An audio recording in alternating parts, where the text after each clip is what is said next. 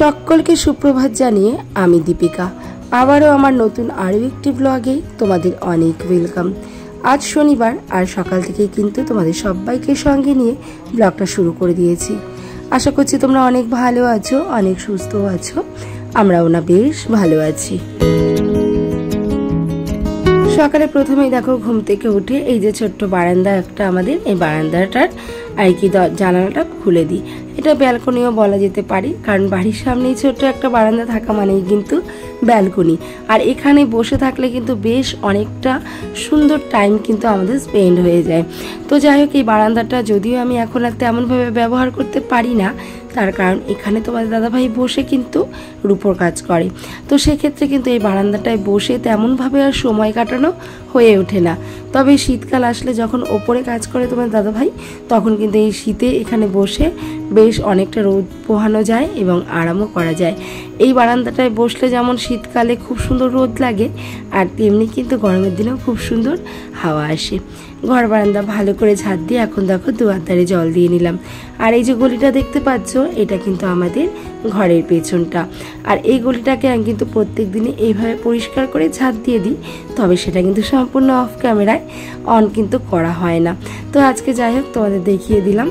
নিচে সমস্ত বাসি কাজকর্ম হয়ে গেছে, আর এঁঠো বাসনগুলো কিন্তু আমি রাত্রেবেলায় মেজে ধুয়েছিলাম, তাই সকালে কিন্তু কোনো এঁঠো বাসন নেই। আর আজ যেহেতু একাদশী, আমরা তো কিছু খাবো না, তো রান্নাবান্নার ততটাও ঝামেলা নেই। ওই বাবুর জন্য আর মেয়ের জন্যই কিন্তু রান্নাটা করা হবে। সোজা চলে আসলাম ছাদে, আর এসে দেখো দেখছি কি সুন্দর পঞ্চজবা গাছে একটা পঞ্চজবা ফুল ধরেছে। সত্যি বলতে যখন এই গাছগুলো লাগিয়েছিলাম, তখন মনে মনে আশা করেই লাগিয়েছিলাম যে আমার এই ছোট্ট ছাদ বাগানটায় সুন্দর সুন্দর ফুল ফুটবে, এবং সেই ফুলগুলো কিন্তু আমি গোবিন্দর চরণে অর্পণ করব এবং গোবিন্দকে এই ফুল দিয়ে কিন্তু সেবা দেব।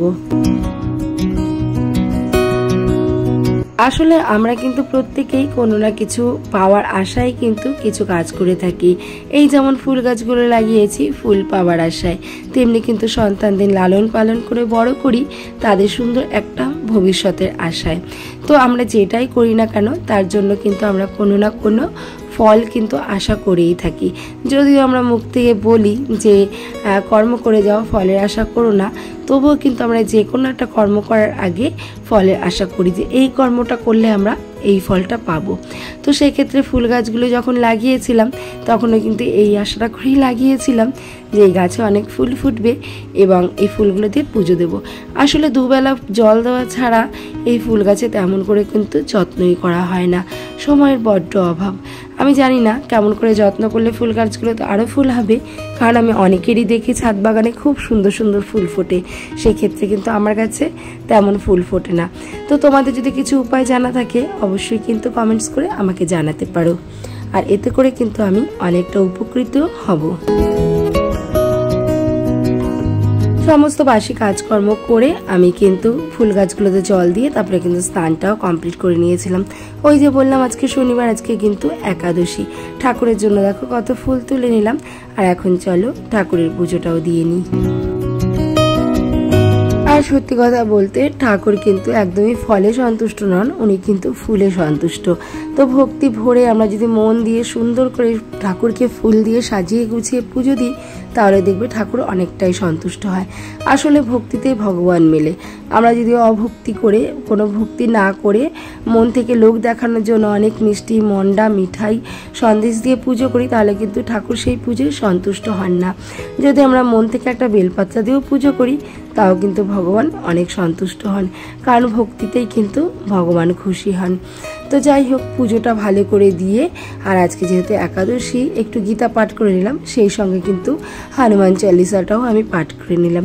আসলে বেশ কয়েকদিন ধরে ভাবছি যে একাদশীর একটা যে গীতা কিনতে পাওয়া যায়, তো সেই গীতাটা কিনবো।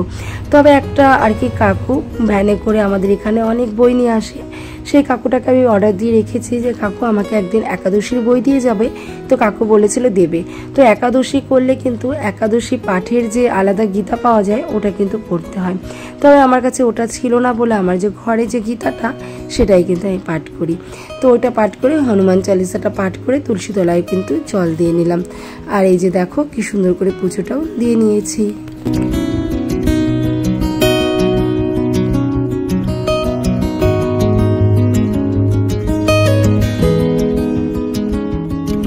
ঠাকুরের পুজো দিয়ে ওপরে ঘরটার থেকে নিচে নামার আগে দেখলাম যে বিছানার উপরে অনেক জামা কাপড় কিন্তু অগোছালো হয়ে পড়েছিল। আসলে ভিডিওর মধ্যে ওপরে ঘরটা তেমনভাবে দেখানো হয় না, তার কারণে এই ওপরে ঘরটায় কিন্তু আমাদের তেমন লাইটের ব্যবস্থা নেই। ওই হালকা পাওয়ার আর কি অল্প পাওয়ারের একটা লাইট আছে, ওটা দিয়ে কিন্তু ততটাও আলো হয় না, এই জন্য কিন্তু ভিডিওটা দেখানো হয় না ভিডিওতে। আর এই ঘরটাতে যেহেতু আমরা সারাদিন ততটাও আসি না, ওই সকালবেলা আর কি ঠাকুরকে একটু পুজো দিয়ে চলে যাই, আর তারপরে কিন্তু আসি একদম সেই রাতে ঘুমেতে। তবে কোনো দিন এই ঘরে ঘুমাই, কোনো দিন কিন্তু ঘুমায়ও না। তো যাই হোক, তবুও ঘরটাকে পরিষ্কার রাখতে হয় ভালো করে পুজো দিয়ে। ঘরের বিছানাপত্রগুলো একটু নোংরা হয়েছিল, সেটা পরিষ্কার করে জামা কাপড়গুলো ভালো করে ভাঁজ করে আলনায় ধুয়ে দরজাটা বন্ধ করে কিন্তু একদম সোজা চলে এসেছি রান্নাঘরে। যদিও আজকে আমাদের মানে উপবাস, মানে জল আর ফল খেয়ে থাকবো, তবুও বাচ্চারা তো খাবে কিছু না, তো ওদের জন্য রান্নাটা করা, একটু পটল ভাজা আর একটু কিন্তু সয়াবিন করবো ওদের জন্য। তো ওদিকে রান্নাটা করতে করতে এদিকে দেখো একটু আমলা জুস নিয়ে নিলাম, এটা এখন খেয়ে নেব। আসলে কিছু জিনিস আছে, খাওয়ার জিনিস বলো, মানে প্রত্যেকটা জিনিসই আমাদের অভ্যাসের মধ্যে পড়ে। তো আমলা জুস বা গরম জল, এটা না একটা সকালের অভ্যাস। এই একটা জিনিস যদি আমি স্কিপ করে যাই বা না খাই, তাহলে দিনটাই যেন না ফাঁকা ফাঁকা মনে হয়। পটলগুলো ভালো করে লাল লাল করে ভেজে নিচ্ছি, আর এখন দেখো সয়াবিনটাও রান্না করব। আসলে এই যে একাদশী, উপবাস, এগুলো কিন্তু আমাদের সংসারের মঙ্গলের জন্য, সংসারের লক্ষ্মীশ্রী বজায় রাখতে আমরা কিন্তু প্রত্যেকটি ঘরের গৃহবধূই করে থাকি। আসলে সংসারটা তো বুদ্ধি আর পরিশ্রমের জায়গা, তো এখানে বুদ্ধি করে পরিশ্রম দিয়ে কিন্তু সংসারটাকে চালাতে হয়। তবে সেই সঙ্গে সঙ্গে আমরা যদি কিছু নিয়ম মেনে চলি, যেমন পুজো অর্চনা, ধূপ ধুনো, এই একাদশী, বিভিন্ন নিয়ম, অনেক নিয়ম আছে সংসারে থাকতে গেলে। তবে একটা মানুষ হয়ে তো আর অনেক নিয়ম পালন করা সম্ভব নয়। তবে আমরা সংসারের মঙ্গলার্থে ঘরের বউরা যতটুকু নিয়ম পালন করে থাকি সেটাই কিন্তু যথেষ্ট। তাই অভাবের সংসারে যেমন বুদ্ধি আর পরিশ্রমটা প্রয়োজন, তেমনি কিন্তু কিছু নিয়ম কানুনেরও প্রয়োজন আছে।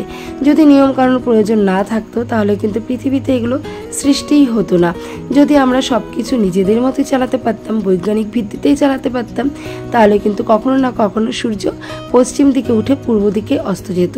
কিন্তু সেটা কখনোই হয় না, এটা কালের নিয়ম, এটা আমাদের পৃথিবীর নিয়ম। সূর্য পূর্ব দিকে উঠবে, পশ্চিম দিকে অস্ত যাবে। তেমনি ওই বুদ্ধি আর পরিশ্রমের সঙ্গে সঙ্গে কিন্তু কিছু নিয়ম যদি আমরা সংসারে মেনে চলতে পারি, তাহলে কিন্তু মা অন্নপূর্ণায়, মা লক্ষ্মীর আশীর্বাদ কিন্তু আমাদের সংসারে সর্বদা বিরাজমান থাকবে।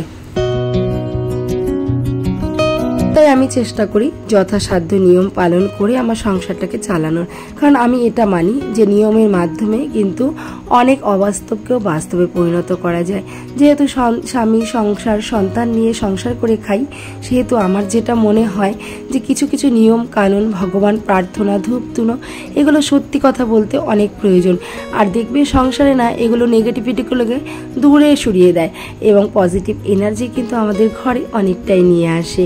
কারণ বলো তো কি, কারণ কিছু বাড়িতে আমি অনেক সময় গিয়ে দেখেছি যে পা ফেলতেই না বুকটা কেমন চমকে ওঠে, আত্মাটা কেমন চমকে ওঠে। তার মানে কি, ওইসব বাড়িতে কিন্তু নেগেটিভ এনার্জিগুলো বিরাজমান। তবে সেগুলোকে কিন্তু আমরা আমাদের ঘরের বউরাই কিন্তু দূর করতে পারি। তো সেইভাবে যদি আমরা ঘরের কিছু কাজ পরিষ্কারভাবে করি, নিয়ম শৃঙ্খলার মধ্যে করি, এতে কিন্তু মা লক্ষ্মী এবং মা অন্নপূর্ণা খুশি হন, সন্তুষ্ট হন এবং সবসময় বিরাজমান হন। তোমাদের সঙ্গে গল্পে কথায় আমার সমস্ত রান্নাবান্না কমপ্লিট হয়ে গেছে। আর ওই যে মশলার কৌটো, তেলের কৌটো দেখলে আমি আলাদা করে মুছে তুললাম, ওটা হচ্ছে নিরামিষ। তো প্রত্যেক সময় তো আর নিরামিষটা আলাদা করে আনা যায় না, তো সেক্ষেত্রে একটা মশলার কৌটো আমি কিনেছি।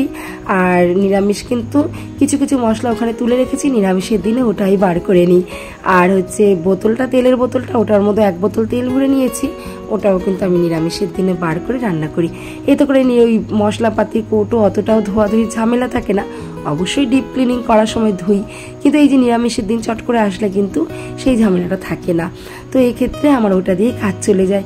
আজকে যেহেতু একাদশী, তো দাদা ভাই ওই যে বললাম ফল খাবো, তো তোমার দাদাভাই কিছু টমেটো, শসা, আম এগুলো নিয়ে এসেছিল, আর এক বোতল ফ্রুটিও এনেছিল। তো এখন দেখো দুটো গ্লাসে ভরে নিচ্ছি, আমরা দুজন খেয়ে নেব। সকাল থেকে জানো তো এখনও কিছুই খাইনি, ওই শুধু এক গ্লাস জল খেয়েই রয়েছি। ঘরের সমস্ত কাজকর্ম হয়ে এখন দেখো দুজনে 2 গ্লাস ফ্রুটি খেয়ে নেব। আর সারাদিন তো ফলই খেয়েছি, আর সন্ধ্যাবেলা এখন একটু সন্ধে দিয়ে নিচ্ছি। আর রাত্রেবেলা সাবু ভিজিয়ে রেখেছি, সাবু, দুধ, কলা, আম এগুলোই কিন্তু খেয়ে ঘুমিয়ে করব। তো সবাইকে একাদশীর অনেক অনেক শুভেচ্ছা জানিয়ে আজকের ব্লগটি এখানেই রাখছি। তোমরা সবাই ভালো থেকো, সবাই সুস্থ থেকো, আর প্লিজ প্লিজ প্লিজ আমাকে একটু সাপোর্ট করো। ভালো লাগলে লাইক করো, কমেন্ট করো, চ্যানেলটাকে সাবস্ক্রাইব করো। টাটা।